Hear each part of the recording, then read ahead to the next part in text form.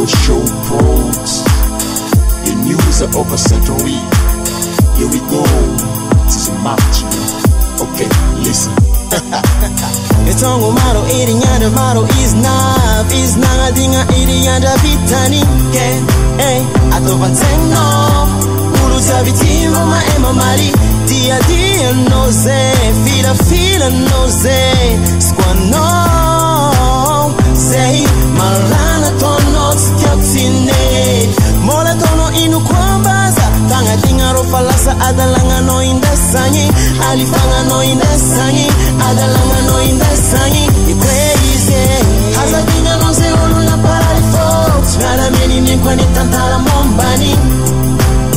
So tieno Hazukuno muisi na toku tingisi Zamizana tono rats miala popnek iskazio.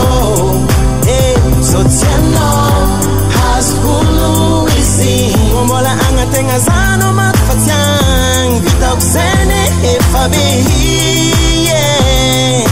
Nyati mapsata no girl Adalanga no Alifanga no Fatsimila end time and last time end time Alifanga no bird Tifaina no tityo Fatwechi no tima parentike Dompo Monday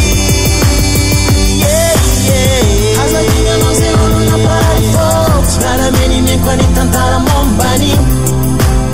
So tieno Hazukuno muisi na toku tingisi Zamizana tono rats miala popnek iskazio.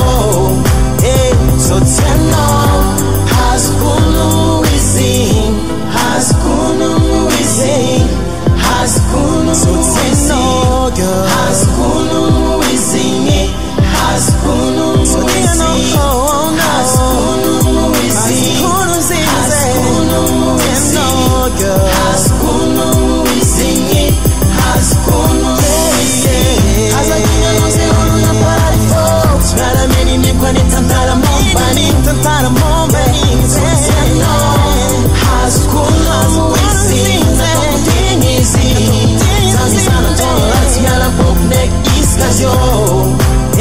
So tieno Hazukuno muisi Hazakinga no se olu na party folks. Ngala meni minkwani tantala mombani. So tieno Hazukuno muisi na toku tingisi Zamizana tono rats miala popnek iskazio.